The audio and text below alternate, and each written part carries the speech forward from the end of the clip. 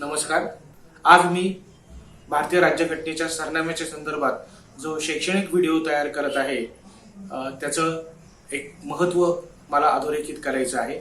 भारतीय राज्यघटनेचा सरनामा हा एक महत्त्वाचा विषय आपल्यासमोर मी या निमित्ताने मांडू इच्छितो. भारतीय स्वातंत्र्याला 75 वर्ष पूर्ण झालेली असताना आणि भारतीय राज्यघटनेची अंमलबजावणीला 75 वर्ष होऊ घातलेली असताना या कालखंडामध्ये भारतीय राज्यघटनेच्या संदर्भात जी मूल्य प्रस्थापित झालेली आहे ती मूल्यांची चर्चा आजच्या संदर्भामध्ये करणं हे मला अत्यंत समायोचित वाटतं. भारताच्या राज्यघटनेची सुरुवात जशी प्रस्तावनेने होती तशीच अमेरिकेमध्ये जी काही राज्यघटना निर्माण झाली त्याची सुरुवात प्रस्तावनेच्या माध्यमातून झालेली आहे. आणि ही जी काही प्रस्तावना आहे ही प्रस्तावना भारतीय समाज व्यवस्थेला कुठे घेऊन जायचंय याची दिशा निश्चित करणारी प्रस्तावना आहे. भारतीय राज्यघटनेचा सरनामा हा पंडित नेहरूंनी मांडलेल्या उद्दिष्टांच्या ठरावावर आधारलेला आहे. या सरनाम्यामध्ये 4 मुद्दे महत्वाचे. पहिला महत्वाचा मुद्दा आहे तो म्हणजे भारतीय राज्यघटनेचा स्रोत हा भारतीय जनता आहे. ही राज्यघटना भारताच्या जनतेने तयार केलेली. दुसरा महत्वाचा मुद्दा आहे तो म्हणजे या सरनाम्यातून राज्याचं स्वरूप स्पष्ट होतं. त्यानंतर या भारतीय समाजासमोरची उद्दिष्ट काय आहेत, उदाहरणार्थ स्वातंत्र्य, समता, बंधुता, ही उद्दिष्ट हा सरनामा स्पष्ट करतो. आणि सगळ्यात महत्वाची गोष्ट म्हणजे या राज्यघटनेचा स्वीकार 26 नोव्हेंबर 1949 रोजी करण्यात आला. आणि त्यामुळं आम्ही भारतीय लोक ह्या शब्दाने सुरुवात होणारी राज्यघटना आपल्याला समजून घेणं आवश्यक आहे. भारतीय राज्यघटनेची सुरुवात, सरनाम्याची सुरुवात आम्ही भारतीय लोक अशी जेव्हा होते तेव्हा भारताच्या जनतेने ही राज्यघटना तयार केलेली आहे हे त्यातून स्पष्ट होते. याचा अर्थ संपूर्ण भारतीय जनता तेव्हा एकत्र येऊन राज्यघटना तयार झाली असा शब्दशः अर्थ इथे अपेक्षित नाही. तर इंग्रजांच्या काळामध्ये ज्या मर्यादित आधारावर निवडणुका झाल्या या निवडणुकांमधून जे प्रतिनिधी निवडून गेले या प्रतिनिधींमधून घटना समिती तयार झालेली होती. आणि या घटना समितीने एकत्र येऊन 2 वर्ष 11 महिने 17 दिवस एकत्र विचारमंथन करून भारताची राज्यघटना ही तयार केलेली. या अर्थाने आम्ही भारतीय हा शब्दप्रयोग इथे केला जातो. आणि त्यामुळे त्याच्यावर आक्षेप असा घेण्यात आला की कुठे सगळ्या भारतीय लोकांनी मतदान करून ही घटना समिती निवडलेली होती. आणि हा आक्षेप महत्वाचा असल्यामुळे याला उत्तर देणं सुद्धा अपेक्षित आहे. आणि ते उत्तर असं आहे की सुरुवातीच्या काळामध्ये जरी भारतामध्ये निवडणुका झालेल्या नसल्या तरी सरनामा अंमलात आल्यानंतर किंवा 1951-52 साली ज्या पहिल्या सार्वत्रिक निवडणुका आपल्या देशामध्ये झाल्या त्या निवडणुकांमध्ये घटना समितीमध्ये काम करणारे सगळी लोक प्रचंड बहुमताने निवडून गेली. आणि त्यामुळे एका अर्थाने आम्ही भारतीय या शब्दावर शिक्कामोर्तब झालं असं आपल्याला म्हणता येईल. या उद्दिष्टांमध्ये सार्वभौमत्व, समाजवाद, धर्मनिरपेक्षता, लोकशाही आणि गणराज्य या 5 मुद्द्यांचा उहापोह आपल्याला करणं आवश्यक आहे. सार्वभौमत्व हे देशासाठी प्राणासारखं असतं. म्हणजे जो आत्मा जो आहे देशाचा तो आत्मा म्हणजे सार्वभौमत्व असतो. आणि त्यामुळे सार्वभौमत्व हे जे काही उद्दिष्ट आहे हे पहिल्यांदा स्वीकारण्यात आलेले. सार्वभौमत्व म्हणजे काय तर देशाचं स्वातंत्र्य. पण राज्यशास्त्राच्या परिभाषेमध्ये त्याला सार्वभौमत्व असं म्हणतात. आणि भारत हा अंतर्गत आणि बाह्यदृष्ट्या स्वतंत्र असणं हा सार्वभौमत्वाचा एक महत्वाचा हेतू आहे. आणि तो आपल्याला साध्य होताना दिसतो. कारण भारताच्या अंतर्गत कुठलेही निर्णय घेतले जाणं हे जनतेने निवडून दिलेल्या सरकारच्या माध्यमातून होताना आपल्याला दिसतं. आणि भारताच्या इतर देशांबरोबर असलेले संबंध, वेगवेगळ्या प्रकारचे जागतिक पातळीवर होणारे करार या संदर्भामध्ये सुद्धा भारताचे प्रतिनिधी, भारताचं सरकार हे अंतिमतः निर्णय घेताना आपल्याला दिसतं. आणि त्यामुळे भारत हे सार्वभौम आहे हे आपल्याला सरनाम्याच्या माध्यमातून स्पष्ट होतं. आता भारताच्या सार्वभौमत्वावर सुद्धा आक्षेप घेण्यात आलेले आहेत. उदाहरणार्थ भारत स्वातंत्र्य मिळाल्यानंतर जेव्हा राष्ट्रकुलाचा सदस्य झाला तेव्हा भारताच्या सार्वभौमत्वावर आक्षेप घेण्यात आला. कारण राष्ट्रकुलाचं प्रमुख पद हे इंग्लंडकडे होतं आणि इंग्लंडच्या राजा किंवा राणीचं वर्चस्व मान्य केल्याशिवाय राष्ट्रकुलात प्रवेश नव्हता. आणि म्हणून भारताच्या सार्वभौमत्वावर आक्षेप घेण्यात आला. पण या आक्षेपालाही आपल्याला योग्य असं उत्तर देता येतं. आणि ते उत्तर असं आहे की भारत जरी राष्ट्रकुलाचं सदस्यत्व झालेला असला तरी भारतामध्ये जर कायदा करायचा असेल तर तो राष्ट्रपतीच्या स्वाक्षरीने होतो. तो इंग्लंडच्या राजा किंवा राणीच्या स्वाक्षरीने होत नाही. आणि त्यामुळं भारताच्या सार्वभौमत्वावर हा जो काही आक्षेप घेण्यात आला राष्ट्रकुलाच्या सदस्यत्वाचा तो सुद्धा आपल्याला निकालात काढता येतो. मग प्रश्न इथे असा निर्माण होतो की भारत राष्ट्रकुलाचा सदस्य का झाला? तर 150 वर्ष इंग्रजांबरोबर राहत असताना वेगवेगळ्या देशांबरोबर जे व्यापारी संबंध निर्माण झालेले होते, त्याच्यातून भारताची जी आयात निर्यात अर्थव्यवस्था जी काही होती, ती जी काही सेट झालेली होती, त्याला धक्का लागू नये म्हणून भारताने राष्ट्रकुलाचं सदस्यत्व स्वीकारलेलं होतं. हा सार्वभौमत्वाच्या संदर्भातला पहिला महत्वाचा मुद्दा आपल्याला इथे लक्षात घ्यावा लागतो. त्यानंतर दुसरा मुद्दा आहे उद्देशपत्रिकेमधला, तो म्हणजे समाजवाद.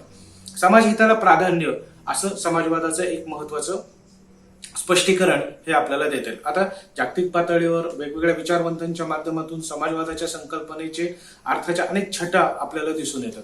त्या सगळ्या भारतामध्ये अपेक्षित नाही, कारण ती खाजगी मालमत्ता नष्ट करणं, सगळ्या मालमत्तेवर सरकारचं वर्चस्व किंवा सरकारच्या मालकीची करणं, या अर्थाचा समाजवाद भारतामध्ये कधीच अपेक्षित नव्हता.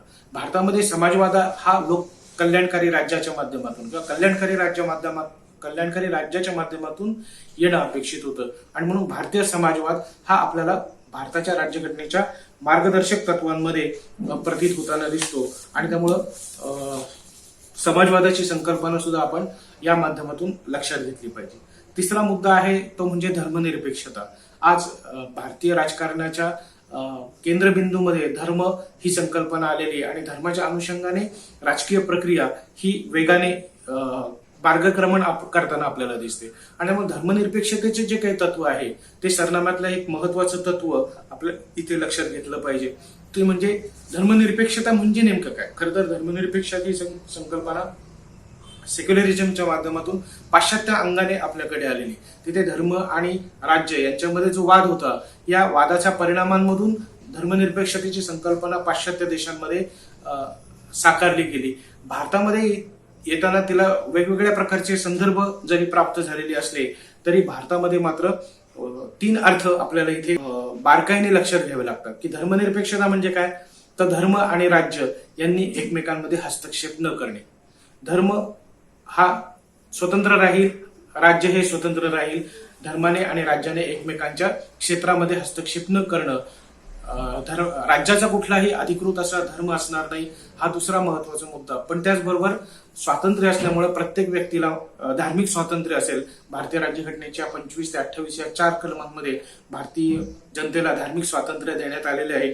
आणि इथे एक मुद्दा आपल्याला प्रामुख्याने अधोरेखित करायचा आहे की राज्य हे घटनात्मक दृष्ट्या धर्माला बांधील असणार नाही. त्याचबरोबर देशातल्या प्रत्येक व्यक्तीला धार्मिक स्वातंत्र्याची हमी ही धर्मनिरपेक्षतेच्या माध्यमातून मिळेल. आणि त्यामुळे धर्मनिरपेक्षतेचं तत्व हे आजच्या संदर्भामध्ये या अर्थाच्या अनुषंगाने अधोरेखित करणं आवश्यक आहे. पुढचं मूल्य आहे ते म्हणजे लोकशाही. लोकशाहीमध्ये अंतिम सत्ता ही जनतेच्या हातात असते आणि सत्तेच्या माध्यमातून जनता आपल्या राज्यकर्त्यांवर, आपण निवडून दिलेल्या प्रतिनिधींवर नियंत्रण ठेवत असते. भारतामध्ये जी काही लोकशाही स्वीकारण्यात आलेली आहे ही लोकशाही प्रातिनिधिक स्वरूपाची आहे आणि तिचं वर्णन आपण संसदीय लोकशाही असं करतो. हे करण्याच्या पाठीमागचं उद्दिष्ट काय? भारताने संसदीय लोकशाही का स्वीकारली? तर ती जबाबदार शासन पद्धती आहे आणि अशा पद्धतीच्या जबाबदार राज्याच्या माध्यमातून इथे लोकशाही साकारेल हा विश्वास घटनाकर्त्यांना होता. आणि म्हणून जबाबदार राज्य हा मूलाधार म्हणून भारताच्या राज्यघटनेने आपल्या उद्देशपत्रिकेमध्ये लोकशाही हे उद्दिष्ट ठेवलेलं आहे. यानंतर शेवटचं उद्दिष्ट आहे ते म्हणजे गणराज्य. भारताचा जो सर्वोच्च प्रमुख आहे, हा भारताचा सर्वोच्च प्रमुख हा वंश परंपरेने निवडला न जाता जनतेच्या माध्यमातून निवडला जाणं, याला गणराज्य असं म्हणतात. भारताचा जो राष्ट्रपती सर्वोच्च प्रमुख आहे तो जनतेने अप्रत्यक्ष का होईना पण निवडून दिलेले. झालंय काय की आपण इंग्लंडकडनं सगळी राज्यव्यवस्था स्वीकारलेली असल्यामुळं तिथे राजा किंवा राणी हा देशाचा सर्वोच्च प्रमुख असतो. पण भारतासारख्या देशामध्ये एवढा मोठा लढा केल्यानंतर पुन्हा राजा किंवा राणीच्या हातामध्ये अंतिम सत्ता देणं हे स्वातंत्र्य चळवळीच्या दृष्टीने चुकीचं ठरलं असतं. आणि म्हणून राष्ट्रपती पदाची निर्मिती करण्यात आली आणि भारतामध्ये गणराज्य शासन व्यवस्था ही निर्माण करण्यात आलेली आहे. हे जे काही सार्वभौम, समाजवादी, धर्मनिरपेक्ष, लोकशाही, गणराज्य हे एक प्रकारचं अमृत मंथनातून आलेली महत्वाची मूल्य आहेत. आणि या मूल्यांना समोर ठेवून भारतीय जनतेला स्वातंत्र्यानंतरचा प्रवास करणं अपेक्षित होतं. कारण राष्ट्रबांधणीची प्रक्रिया ही दीर्घकाळ चालणारी प्रक्रिया असते, कायमस्वरूपी चालणारी प्रक्रिया असते. आणि त्यामुळं ही मूल्य आपल्या हृदयात ठेवून पुढे वाटचाल करणं अपेक्षित आहे. हा सरनाम्याचा एक महत्वाचा पहिला भाग आपण समजून घेऊ. दुसरा जो भाग महत्वाचा आहे तो म्हणजे भारतीय राज्यव्यवस्थेची उद्दिष्टे ही सरनाम्याच्या माध्यमातून स्पष्ट होतात. पहिलं उद्दिष्ट आहे ते म्हणजे न्याय. आपण जनरली हिंदी चित्रपटांच्या माध्यमातून न्यायाची संकल्पना बघतो किंवा न्यायालयात मिळतो तो न्याय, अशा पद्धतीची आपली न्यायाबद्दलची धारणा असते. पण सरनामा न्यायाबद्दल काय बोलतो ते फार महत्वाचं आहे. सरनामा असं म्हणतोय की न्याय म्हणजे विषमता, मनमानी स्वरूपाचे जे भेदभाव निर्माण झालेले आपल्या देशामध्ये, धर्म व्यवस्था असेल, जाती व्यवस्था असेल, वंशाच्या आधारे निर्माण झालेले भेदाभेद असेल, भाषेच्या आधारे निर्माण झालेले भेदाभेद, हे मनमानी भेदाभेद, हे जे काही मनमानी भेदाभेद आहे, या भेदाभेदांचं उच्चाटन करून सर्व व्यक्तींना सत्ता, संपत्ती आणि प्रतिष्ठा याच्यामध्ये समान वाटा मिळणं, याला न्याय म्हटलं जातं. आणि ही जी काही न्यायाची संकल्पना आहे ती भारतीय राज्यघटनेने आपल्या सरनाम्याच्या माध्यमातून आपल्या समोर मांडलेली आहे. कारण प्रत्येक व्यक्तीला न्यायाची हमी मिळाल्यानंतर तो भारताचा एक प्रामाणिक नागरिक म्हणून निश्चितपणे काम करू शकतो. न्यायाबरोबरच जे तीन महत्वाच्या संकल्पना आहेत त्या म्हणजे स्वातंत्र्य, समता आणि बंधुत्व, त्याचाही विचार आपल्याला करायला पाहिजे. घटनेच्या उद्देशपत्रिकेचे वाचन जर आपण केलं तर स्वातंत्र्य ही संकल्पना फक्त स्वातंत्र्य म्हणून येत नाही, तर विचार, श्रद्धा, अभिव्यक्ती आणि उपासना अशा पद्धतीचं स्वातंत्र्य आपल्याला सरनाम्याच्या माध्यमातून उपलब्ध होताना दिसतं. माणसाची जी काही प्रगती झालेली आहे ती विचार व्यक्त करण्याच्या मुळे झालेली. आपले विचार अभिव्यक्ती स्वातंत्र्याच्या माध्यमातून स्वातंत्र्याची संकल्पना ही साध्य झालेली. त्याचबरोबर भारतीय राज्यघटनेने श्रद्धा आणि उपासना यांचं सुद्धा स्वातंत्र्य दिलेलं आहे.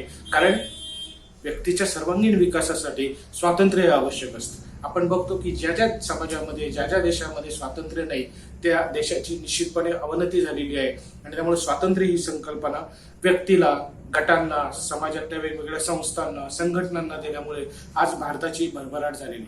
शेजारी देशांमध्ये जर आपण बघितलं तर श्रीलंकेची आज असलेली आर्थिक अवस्था, पाकिस्तानमध्ये चाललेली राजकीय धुळवड, या सगळ्या गोष्टी लक्षात घेतल्या तर भारताच्या राज्यघटनेचं, सरनाम्याचं महत्व अधोरेखित होतं की कशा पद्धतीने भारतीय समाज हा राष्ट्रबांधणीच्या प्रक्रियेत एकसंघ टिकून ठेवलेला आहे. त्यामुळे स्वातंत्र्य, प्रत्येक व्यक्तीचं स्वातंत्र्य टिकून ठेवणं ही आज अत्यंत महत्वाची गरज निर्माण झाली. दुसरा जो काही मुद्दा आहे तो म्हणजे समतेचा. समता याचा अर्थ जनरली कोणी पण सहज व्यक्त करताना सार्वत्रिक एक सारखेपणा असा घेईल. सर्वांनी सारखे कपडे घालायचे, सर्वांनी सारखं राहायचं, सर्वांनी सारख्या प्रकारचं घर बांधायचे किंवा सारख्या प्रकारच्या घरात राहायचं, या अर्थाने समता असते का, अशा पद्धतीचा विचार हा निर्माण होऊ शकतो. पण जेव्हा राज्यघटनेचं आपण वाचन करतो, सरनाम्याचं आपण वाचन करतो, तेव्हा आपल्याला असं लक्षात येतं की समता ही दर्जा आणि संधीची, शब्द खूप नियोजनपूर्वक वापरलेले, की दर्जा आणि संधीची समानता. आणि प्रत्येक व्यक्तीचा दर्जा हा समान राहील, माणूस म्हणून त्याला समान प्रतिष्ठा असेल, त्याचा दर्जा समान असेल, आणि त्याचबरोबर प्रत्येक व्यक्तीला विकासामध्ये समान संधी दिली जाईल. अगदी कुठल्याही प्रकारची नोकरी मिळवायची असेल किंवा निवडणूक लढवायची असेल तर इथली लोकशाही प्रत्येकाला समान संधी देते, हे आपल्याला सर्वांना माहिती आहे. आणि त्यामुळं आपल्या देशामध्ये सामाजिक, आर्थिक आणि राजकीय विषमता नष्ट करण्यासाठी समता हे उद्दिष्ट फार महत्वाचं. एखादा शेतकरी जेव्हा जमीन घेतो नव्याने किंवा शेत नांगरायला लागतो किंवा शेती करायला सुरुवात करतो, तो पहिल्यांदा जमिनीची लेवलिंग करतो. जोपर्यंत समाज शेतीची लेवलिंग करत नाही, शेत जमिनीची लेवलिंग करत नाही, तोपर्यंत त्या शेतामध्ये पीक चांगलं येणारच नाही. भारतीय समाज हा सुद्धा श्रेष्ठ कनिष्ठत्वाच्या उतरंडीवर आधारित असलेला असल्यामुळं समता हे तत्व भारताच्या संदर्भामध्ये फार महत्वाचं ठरलं. आणि त्यामुळं ही जी काही श्रेष्ठ कनिष्ठत्वाच्या भेदभावाच्या संकल्पना मनमानी पद्धतीने निर्माण झालेल्या होत्या त्या नष्ट करण्यासाठी समता प्रस्थापित करणं हे उद्दिष्ट घटनेने आपल्या समोर ठेवलं. आणि त्या अर्थाने जसं एखाद्या शेतकरी चांगलं पीक यावं म्हणून जमिनीचं सपाटीकरण करतो, तशा पद्धतीने भारतीय समाजाचं सपाटीकरण करणं इथे अपेक्षित नाही, तर समतोलन समाज निर्माण होणं आवश्यक आहे. जे पुढे गेलेले आहेत त्यांना थोडंसं थांबावं लागलं तरी चालेल, पण मागे राहिलेल्या समाज घटकांना थोडीशी संधी देणं, अशा पद्धतीचा विचार हा आपल्याला भारताच्या राज्यघटनेमध्ये केलेला दिसतो. आणि त्यामुळं आपण हा मुद्दा नीटपणे समजून घेणं गरजेचं आहे. कारण समतोलन शेतकऱ्याने जमिनीचं लेव्हल केल्यानंतर पिकाचं जे त्याला पीक घेताना जो फायदा होणार आहे तसं विकासाच्या संदर्भामध्ये फायदा होणार आहे. जोपर्यंत भारतीय समाजामध्ये एकात्मतेची भावना निर्माण होत नाही त्यामुळे तोपर्यंत खऱ्या अर्थाने विकासाचं पीक हे येणार नाही. हा घटनेचा याच्या पाठीमागचा उद्देश आहे. पुढचं एक तत्व आहे ते म्हणजे बंधुभाव, बंधुता आणि बंधुतेचं तत्व हे अत्यंत महत्वाचं आहे. भारतीय समाजामध्ये एकमेकांमध्ये भावनिक बंध निर्माण होणं, आपलेपणाची भावना निर्माण होणं ही अत्यंत आवश्यक गोष्ट आहे. मला या ठिकाणी महात्मा फुलेंची आठवण येते. ते राष्ट्र निर्मितीसाठी भारतीय समाज हा एकमय समाज निर्माण झाला पाहिजे. जोपर्यंत तो एकमय समाज निर्माण होत नाही तोपर्यंत भारत हे राष्ट्र होऊ शकत नाही असं त्यांनी 200 वर्षापूर्वी सांगून ठेवलेलं आहे. आणि तेच उद्दिष्ट राज्यघटनेने समोर ठेवून बंधुत्वाची संकल्पना निर्माण केली. बंधुभाव या शब्दावर कदाचित काही लोक आक्षेप घेतात आणि स्त्रियांचं काय करायचं आणि म्हणून बंधुभावाला भगिनी भावाची सुद्धा जोड देणं आवश्यक आहे. आणि भगिनी भावाच्या माध्यमातून, बंधुभावाच्या माध्यमातून खऱ्या अर्थाने हा भारतीय समाज एकमेकांना जोडला जाईल अशा पद्धतीची उद्दिष्ट हे बंधुत्वाच्या माध्यमातून ठेवण्यात आलेले. सांगण्याची सरनाम्यामधचं सगळ्यात महत्वाचं वैशिष्ट्य म्हणजे व्यक्तीच्या प्रतिष्ठेला सुद्धा तेवढीच किंमत घटनेच्या उद्देशपत्रिकेत देण्यात आली. कारण व्यक्तीची प्रतिष्ठा मोजण्याचे जे काही मोजमाप आहेत ते कदाचित पैसा असतं, कदाचित धर्म असतं, कदाचित जात असतं. पण भारताच्या राज्यघटनेचा सरनामा ही सर्व गोष्टी नाकारतो. जात, धर्म, पंथ, वंश, भाषा या सगळ्या प्रकारचे भेदाभेद नष्ट करून समता निर्माण करणारी, जी काही बंधुता निर्माण करणारी व्यक्तीची प्रतिष्ठा, ही व्यक्तीची प्रतिष्ठा प्रस्थापित करण्याचा आग्रह भारतीय राज्यघटनेच्या सरनाम्याचा आहे. व्यक्तीचा साधन म्हणून उपयोग होता कामा नये. कारण आपण बघतो की व्यक्तीची पिळवणूक होते, स्त्रियांची पिळवणूक होते, वेगवेगळ्या प्रकारचे भेदभाव मांडले जातात. कदाचित समाज जीवनामध्ये ते मान्यही होतात. पण भारतीय राज्यघटना म्हणते की व्यक्तीचं साधन म्हणून उपयोग केला जाणार नाही. प्रत्येक व्यक्तीची प्रतिष्ठा ही जोपासली जाईल. आणि त्याचबरोबर शेवटचा मुद्दा आहे तो म्हणजे ऐक्य आणि एकात्मता. ऐक्य म्हणजे भावनिक ऐक्य, मानसिक ऐक्य. मानसिकदृष्ट्या भारतीय समाज एक होणं याला ऐक्य असं म्हटलेलं आहे. आणि एकात्मता म्हणजे भौगोलिक एकात्मता, भौगोलिक ऐक्य. कुठलाही भूप्रदेश भारतातून फुटून बाहेर पडणार नाही हा अखंडत्वाचा मुद्दा भारताच्या सरनाम्यामध्ये मांडलेला आहे. अशा पद्धतीने भारताच्या राज्यघटनेची जी काही सरनाम्याची संकल्पना आहे याचं काही शब्दांमध्ये वर्णन फार नेमक्या पद्धतीने काही विचारवंतांनी अभ्यासकांनी केले. पंडित ठाकूरदास भार्गव असं म्हणतात की सरनामा हा घटनेचा आत्मा आहे, संविधानाची ती गुरुकिल्ली आहे. सर अर्नेस्ट बार्कर हे जे काही विचारवंत होते त्यांनी आपल्या principle of political and social and political theory नावाच्या ग्रंथामध्ये भारताच्या राज्यघटनेचा सरनामा दिलेला आहे. म्हणजे सामाजिक आणि आर्थिक समता प्रस्थापित करायची असेल, सैद्धांतिक पातळीवर त्याचं जर विश्लेषण करायचं असेल तर त्यांनी आपल्या ग्रंथामध्ये भारताच्या राज्यघटनेचा सरनामा पहिल्यांदा छापला आहे. हे फार महत्वाची गोष्ट आहे. आणि मूल्यमापनाकडे येताना शेवटी आपल्याला भारताच्या राज्यघटनेचा सरनामा हा भारतीय राज्यघटनेचा भाग आहे की नाही अशा पद्धतीचे काही प्रश्न हे उपस्थित केले जातात. कारण भारताच्या राज्यघटनेचा सरनामा हा भारतीय राज्यघटनेचा भाग नाहीये अशा पद्धतीचा विचार हा घटना समितीमध्ये सुद्धा त्याची चर्चा ही सुरुवातीच्या काळात 1960 मध्ये बेरुबारी युनियन केस ही जी काही सर्वोच्च न्यायालयामध्ये दाखल झाली होती या संदर्भामध्ये, या केसच्या संदर्भात सर्वोच्च न्यायालयाने निकाल देताना सरनामा हा घटनेचा भाग नाहीये अशा पद्धतीचा निकाल हा सर्वोच्च न्यायालयाने दिला होता.